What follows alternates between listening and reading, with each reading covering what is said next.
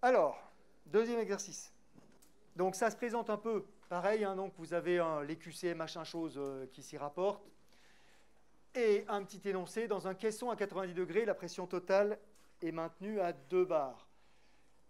Ce caisson, en santé, on va le trouver sous 2 formes. Les caissons dits hyperbares, l'idée c'est de maintenir la pression, la température et l'humidité. D'accord ? Donc les caissons hyperbares qui sont utilisés éventuellement pour traiter les patients quand ils sont victimes d'un accident de plongée, par exemple, ou en très très fort manque d'oxygénation, où on va augmenter dans des proportions énormes la proportion de dioxygène et à très forte pression pour forcer la dissolution de l'oxygène directement dans le sang. On ne passe plus par l'hémoglobine, d'accord ? Histoire de régler le problème. Et évidemment, ce n'est pas le cas ici, parce qu'à 90 degrés, on règle tous les problèmes du patient. D'accord ? Hein ? Mais là, on serait plutôt sur une enceinte de stérilisation, par exemple. D'accord ? Monter très haut en pression et en température pour tout stériliser. C'est aussi une cocotte minute, on est bien d'accord. Fondamentalement, c'est ça. Donc, c'est fermé, on peut monter, on peut changer, on peut fixer et régler température, pression et humidité. Ici, c'est le cas puisqu'on est à 50% d'humidité. Et il y a quelque chose d'important ici, c'est que l'air est enrichi de 100% en dioxygène. Qu'est-ce que ça veut dire? Ça veut dire quoi, enrichi de 100%? C'est combien de fois plus que normalement? Dis voir. 2 fois plus. Si vous avez 10% de plus, vous aviez 100, vous avez 110. Si vous avez 100% de plus, vous aviez 100, vous avez 200, 2 fois plus. Voilà ce que ça veut dire. Okay ? C'est juste ça. 100% de plus, c'est, vous prenez la valeur, vous rajoutez la même valeur, et ça fait forcément 2 fois plus. OK ? OK, c'est ce qu'on a pour l'instant. Vous avez remarqué aussi que vous avez donc la BAC de la tension de vapeur en fonction de la température, avec la valeur que vous connaissez, hein, à 100 degrés, c'est bien une atmosphère. D'accord ? Et ben justement, la question, c'est quelle est la fraction molaire en dioxygène de l'air sec du caisson? Ou c'est une bonne nouvelle que ce soit marqué air sec ou pas? Ce n'était pas précisé tout à l'heure. Hein. C'est une bonne nouvelle. Pourquoi c'est une bonne nouvelle? Voilà. C'est une bonne nouvelle parce que le pourcentage de dioxygène dans l'air normal que vous connaissez, c'est sur l'air sec ou c'est sur l'air humide? C'est sur l'air sec. Donc comme là on est dans l'air sec, vous savez qu'il y en a 100% de plus, il n'y a qu'à doubler la valeur. Il n'y a pas de calcul tordu avec la quantité d'humidité et le machin. C'est juste, c'était la valeur que vous connaissez, elle est sur l'air sec, on vous la demande sur l'air sec, c'est parfait. Et on a vu tout à l'heure qu'il suffisait de la doubler. Donc normalement, il n'y a pas d'ambiguïté, vous pouvez répondre quasiment instantanément. Okay ? Donc oui, c'est un petit détail qui est placé là, mais qui nous arrange en fin de compte. Bon, d'ailleurs, en fait, si là on vous demandait sur l'air réel, vous ne sauriez pas le calculer à ce stade-là, d'accord? Parce qu'il y a plein d'étapes intermédiaires pour y arriver. Donc bon, on est d'accord, c'est combien normalement la valeur? C'est 20%, d'accord? 20, 21%, 0,2 quoi. Donc là, ça fait 0,4. On ne perd pas de temps avec ça, c'est bon? Ouais. Ça fait 0,4. 2 fois plus que d'habitude, c'est bon. Quelle est la pression partielle en vapeur d'eau et en pascal? Donc dans le caisson, évidemment, hein, d'accord, avec les 2 bars, les 90 degrés et tout le bazar. Okay, vous pouvez envoyer les réponses. Vous pouvez tenter de convaincre le voisin ou la voisine qu'il a tort, ou elle a tort. Allez, c'est quasiment instantané, là. Enfin, il y a une réflexion, on est bien d'accord, hein, mais la réponse, elle ne mérite pas des calculs très compliqués, donc... et c'est important. Encore une fois, c'est important pour vous de vous engager. Alors, qu'est-ce que vous répondez? Je regarde. Allez, on va regarder tout de suite. Ah! Ah! J'étais vous, je ne rangerai pas tout de suite mes affaires, là. Parce que ça fait un tiers de bonnes réponses. Je n'ai toujours pas dit laquelle, hein? Ouais, c'est une habitude.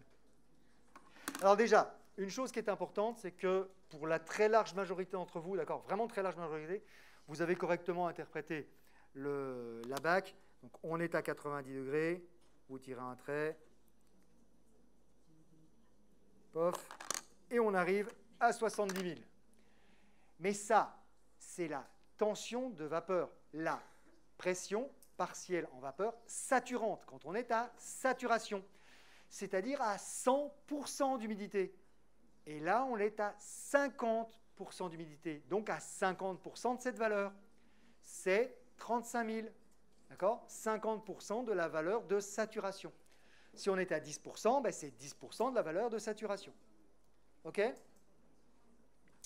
C'est bon? Ouais? Et donc maintenant, la question suivante, mais ça vous l'avez,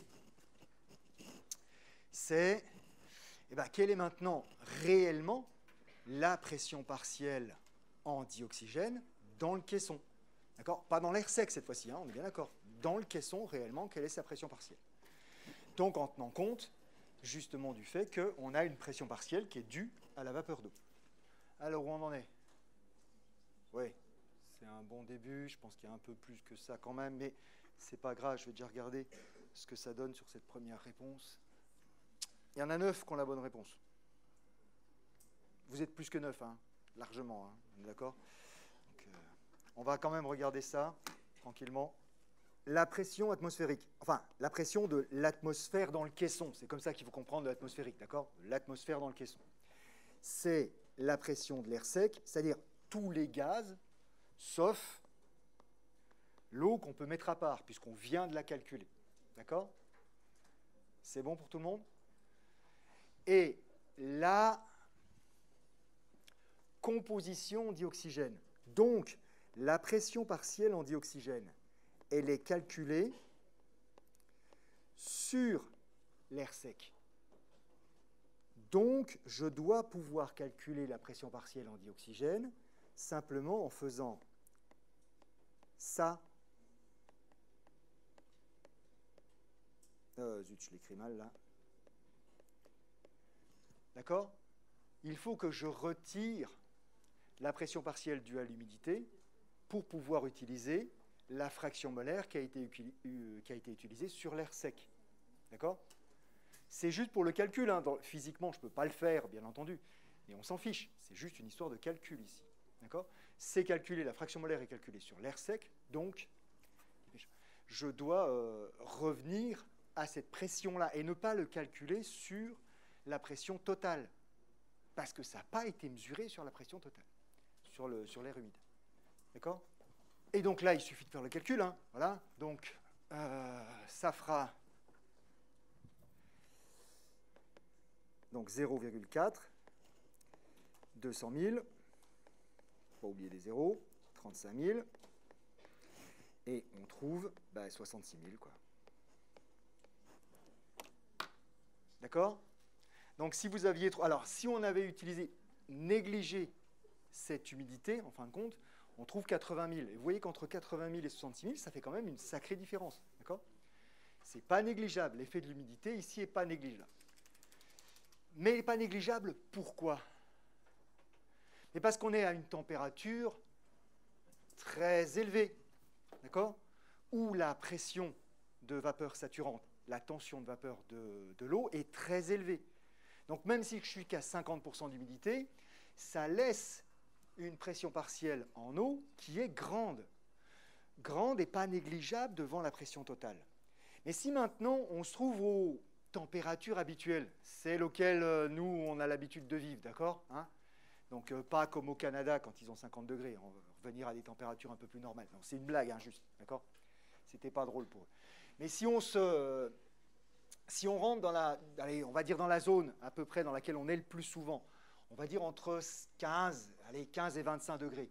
Mais vous voyez que sur ces températures-là, les pressions, les tensions de vapeur de l'eau, elles sont extrêmement faibles. Et on est en plus rarement à 100% d'humidité, on est légèrement en dessous en général, d'accord? L'humidité à laquelle on se sent à peu près bien, c'est aux alentours des 50%. C'est ce qui est conseillé dans les habitations en particulier. Donc vous voyez que ce pH2 qu'il y a ici, il est en général assez faible. Et s'il est faible, il n'a pas beaucoup d'importance en fin de compte. En gros, la pression atmosphérique et la pression de l'air sec, c'est quasiment la même valeur, puisqu'on enlève presque rien. Donc c'est vrai qu'aux températures auxquelles on vit, nous, il n'y a quasiment pas de différence entre la pression atmosphérique et la pression de l'air sec. Presque rien. D'accord? Mais quand on commence à bricoler dans les enceintes, et on peut se retrouver dans ces situations-là, ça devient plus négligeable du tout. D'accord? Et on ne doit plus le négliger à ce moment-là. C'est bon pour tout le monde? Ouais? OK. Alors, ben, on continue. Et donc, ben, justement, voilà, puisqu'on est sur ce pourcentage, puisqu'on parle de la vapeur, quel est le pourcentage? Donc cette fois-ci, qu'on se comprenne bien, hein, on a déjà un pourcentage. Il y avait le taux d'humidité, d'accord, qui était donné à 50%. On avait déjà un pourcentage, mais ce n'est pas celui qui est demandé là. Là, c'est l'équivalent de la fraction molaire. Combien de pourcents d'eau, effectivement, il y a dans l'atmosphère? Ce n'est pas le pourcentage d'humidité, ça n'a rien à voir, d'accord? Oui, ils sont tous les deux exprimés en pourcents, mais c'est juste que ça n'a rien à voir. Ils sont corrélés l'un à l'autre, évidemment, mais ça n'a rien à voir, ce n'est pas la même valeur. Là, ce qu'on veut, c'est l'équivalent du 21% d'oxygène dans l'atmosphère, dans l'air sec. D'accord? C'est ça qu'on veut. Combien de pourcents d'eau on a dans cet air réel qui est dans le caisson? Le pourcentage d'humidité, c'est juste à combien de pourcents de la valeur maximale je me trouve. Donc c'est un rapport de pression. D'accord? Juste un rapport de pression. La pression, si j'étais à saturation, c'est que je ne peux pas mettre plus de vapeur d'eau. D'accord? C'est bloqué. Je ne peux pas aller plus loin. D'accord? C'est le P étoile. Et pour l'instant, je mesure, d'accord, vraiment la pression en humidité, et je trouve que c'est 50% de la valeur maximale. Donc je dis le taux d'humidité, c'est 50%. Donc ça découle de ça. Là, le pourcentage que l'on veut, c'est l'équivalent du, en nombre de moles, ou plutôt en fraction molaire, c'est combien de pourcents de tout ce qu'il y a. Pas juste de l'eau, je ne m'intéresse pas qu'à l'eau, je m'intéresse à tous les gaz qu'il y a ici. Et si on est dans l'air sec, d'accord, c'est 21% pour l'oxygène, c'est 79% pour l'hydrogène, c'est 0,4% pour le CO2, d'accord, etc., etc. C'est ces pourcentages. Et c'est ce pourcentage-là qu'on cherche là. Ce n'est pas le même. Celui-là, il ne dépend pas seulement de la pression en eau, il dépend de la pression totale. Parce que pour le coup, là, on va tenir compte de tous les autres gaz. Alors que le taux d'humidité, il dépend que de l'eau et de rien d'autre. D'accord? Qu'il y ait des autres gaz ou qu'il n'y en ait pas, d'ailleurs, en fait, on s'en fiche, ça n'a aucune espèce d'importance. On pourrait calculer le même taux d'humidité, qu'il y ait les autres gaz ou qu'ils ne soient pas là. Oui? OK? Alors que là, c'est différent. C'est le pourcentage par rapport aux autres gaz, ce qui est fondamentalement différent. Et ce pourcentage, puisque j'ai dit que c'était comme 21%, comme etc., mais ça veut dire qu'on le calcule de la même manière. La pression partielle d'un gaz, c'est sa fraction molaire fois la pression totale. Ça veut dire que la fraction molaire en H2O, ce que je cherche, d'accord, c'est juste la pression en H2O sur la pression totale. C'est tout. D'accord? Là, c'est par rapport à la pression totale, pas par rapport à la valeur maximale que je pourrais atteindre. C'est par rapport à la pression totale. Et donc, les deux chiffres, ils ne sont pas vraiment liés l'un à l'autre. D'un côté, on dit, on pourrait en mettre encore plus. De l'autre, on dit, dans l'air que j'ai là, j'en ai tant. Voilà. Ce n'est pas la même chose. Tu es d'accord que les deux phrases, elles n'ont pas le même sens? Oui. J'ai donné quand même pratiquement la réponse, là, on est d'accord, et j'ai que 50% de bonnes réponses, là. Vous me faites quoi, là? Oh! Ça veut dire que ça fait 35 000 sur 200 000. Sur 200 000, hein, la pression totale, c'est 2 bars, donc c'est 200 000. C'est pas 100 000, d'accord? Ce qui fait 17,5%. Enfin, 0,175, 17,5%. D'accord? Oui. Fois 10 puissance 5, c'est la définition, c'est ça. 1 bar, c'est 10 puissance 5 pascal. C'est ce qu'est un bar. Un bar, c'est ça, 10 puissance 5 pascal. Voilà. Ah non, ça, c'est la pression atmosphérique. La pression atmosphérique, c'est 101 325 pascal. Ce n'est pas la même chose. Un bar et une atmosphère, c'est pas bien loin l'un de l'autre, on est d'accord. Mais ce n'est pas exactement la même chose. D'accord? L'atmosphère, elle est un petit peu au-dessus. Bon, il y a 1% et quelques différences, on est d'accord, ce n'est pas gigantesque. Ce qui fait que souvent, quand on vous dit on est à pression atmosphérique, dans les calculs, on utilise aussi 10 puissance 5. D'accord? Et ça, c'est quand on n'a pas besoin d'être très très précis. Si on a besoin d'être plus précis, si on a vraiment besoin d'être précis, on va prendre la vraie pression atmosphérique, celle qu'on mesure avec un manomètre. D'accord? Voilà. Si maintenant on a juste besoin de la pression atmosphérique standard telle qu'elle est mesurée habituellement, c'est 101 325. Okay? Donc 101 325 atmosphères, 100 000, 1 bar. C'est bon? Oui? Parfait. Et donc là, 17,5%. Vous pourrez pour vous-même refaire ce calcul-là quand on est à 25 degrés et à 50% d'humidité. D'accord? Et vous verrez qu'effectivement, ça représente presque rien. D'accord? Presque rien. Une fraction. D'accord? Seulement, et une fraction petite du total. Qu'on peut la plupart du temps effectivement négliger.